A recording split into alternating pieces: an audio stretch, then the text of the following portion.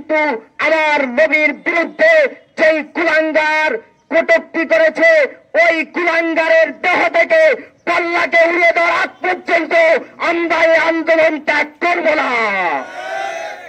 আমরা গতকালকে মোহনপুরে গিয়েছিলাম, সেখানে প্রশাসনের ভাইদেরকে 24 ঘন্টার আলটিমেটাম দেওয়া হয়েছিল।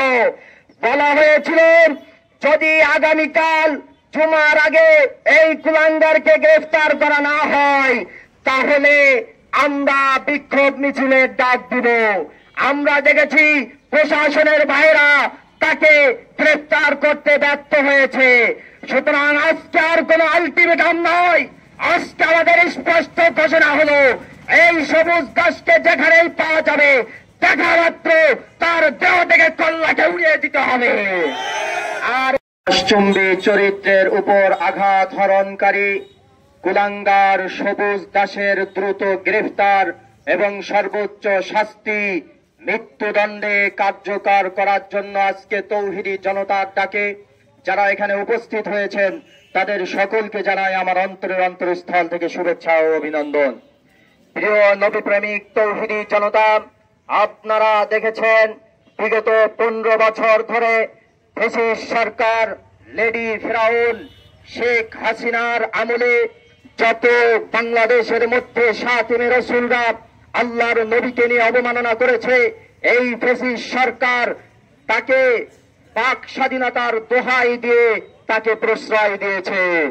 আমরা পরিষ্কার ভাষায় বলে দিতে চাই, বাক স্বাধীনতার দিয়ে দোহাই দিয়ে এই সাতেমে রসুলকে দোহাই দেওয়ার সাতেমে রসুলকে প্রশ্রয় দেওয়ার কারণে শেখ হাসিনা যেমন বাংলার ক্ষমতার মসনদে বেশি দিন টিকে থাকতে পারে নাই, আজকে যারা ক্ষমতার মসনদে রয়েছেন, আজকে যারা প্রশাসনের দায়িত্বে রয়েছেন, আপনারা যদি এই সাতেমে রসুল সবুজ দাসকে প্রশ্রয় দিয়ে ইন্ডিয়া পার হয়ে যাওয়ার জন্য সহযোগিতা করেন, আপনারাও বেশি দিন ক্ষমতার মসনদে থাকতে পারবেন না।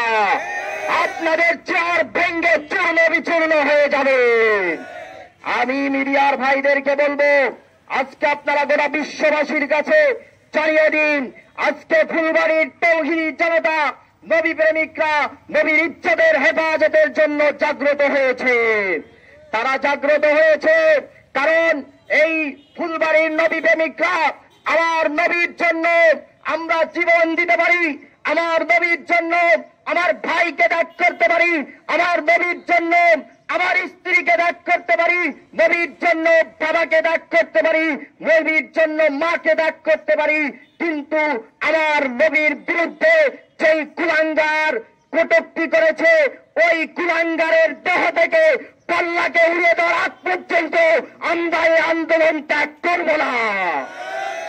প্রিয় তৌহিদি জনতা, আপনাদেরকে বলতে চাই, আমরা গতকালকে মোহনপুরে গিয়েছিলাম, সেখানে প্রশাসনের ভাইদেরকে 24 ঘন্টার আলটিমেটাম দেওয়া হয়েছিল। বলা হয়েছিল যদি আগামীকাল জুমার আগে এই কুলাঙ্গারকে গ্রেফতার করা না হয় তাহলে আমরা বিক্ষোভ মিছিলের ডাক দিব। আমরা দেখেছি প্রশাসনের ভাইরা তাকে গ্রেফতার করতে ব্যর্থ হয়েছে। সুতরাং আজকে আর কোন আলটিমেটাম নয়, আজকে আমাদের স্পষ্ট ঘোষণা হলো এই সবুজ গাছকে যেখানেই পাওয়া যাবে দেখা মাত্র তার দেহ থেকে কল্লাকে উড়িয়ে দিতে হবে। আর এ প্রসঙ্গে আপনারা কোন ধরনের ভয় করবেন না। বাক স্বাধীনতার দোহাই দিয়ে তাদেরকে প্রশ্রয় যদি দেন তাহলে একটা কথা পরিষ্কার ভাবে জেনে রাখুন, যে ব্যক্তি তার বাক স্বাধীনতা নিয়ে আমার নবীর ইজ্জতের উপর কটূক্তি করতে পারে সে ব্যক্তিকে পাল্লা উড়িয়ে দেওয়ার জন্য আমরা আমাদের হাতের স্বাধীনতা দেখিয়ে দেব। আপনারা জেনে রাখুন, হানাফি মাযহাব, শাফিঈ মাযহাব, ইমাম হাম্বলি মাযহাব এবং মালিকি মাযহাব সকল মাযহাবের একটা ঐক্যমত হচ্ছে, যখন কোন ব্যক্তি আমার নবীর ইজ্জতের উপর কটূক্তি করবে তখন ওই ব্যক্তিকে কাফের ফতোয়া দিয়ে মৃত্যুদণ্ড দিতে হবে, তার ক্ষমা গ্রহণ করা হবে না। সুতরাং আজকে তার ফেসবুক থেকে এই কথা কটূক্তি করা হয়েছে, সুতরাং আমাদেরকে যদি বোঝানো হয় তার ফেসবুক আইডি হ্যাক করা হয়েছে আমরা সেটা মানব না। আমাদেরকে যদি বলা হয় সে মাফ চেয়েছে, সেই মাফ, সেই ক্ষমা গ্রহণযোগ্য হবে না। তার একটাই শাস্তি, তাকে তার দেহ থেকে কল্লাকে উড়িয়ে দিতে হবে। আমরা তাকে যেখানেই দেখতে পাবো কোন আইনের আওতায় আর দেওয়া হবে না। আপনাদেরকে 24 ঘন্টা সময় দেওয়া হয়েছে, আপনারা সেই সময়ের ভিতরে তাকে গ্রেফতার করতে পারেননি। আজকে আমাদের স্পষ্ট ঘোষণা, তাকে যেখানে পাওয়া যাবে তাকে এই বাংলার তৌহিদি জনতা, নবী প্রেমিকরা তাকে মৃত্যুদণ্ড দিয়ে দিবে, তার কল্লা উড়িয়ে দিবে ইনশাআল্লাহ।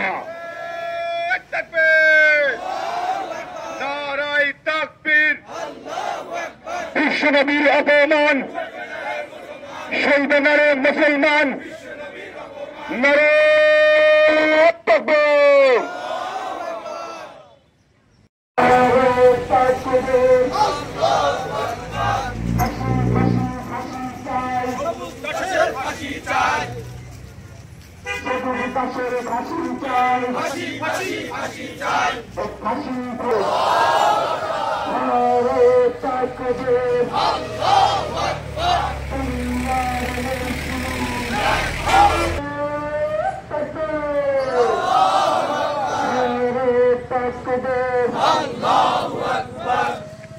ফাঁসি ফাঁসি ফাঁসি চাই,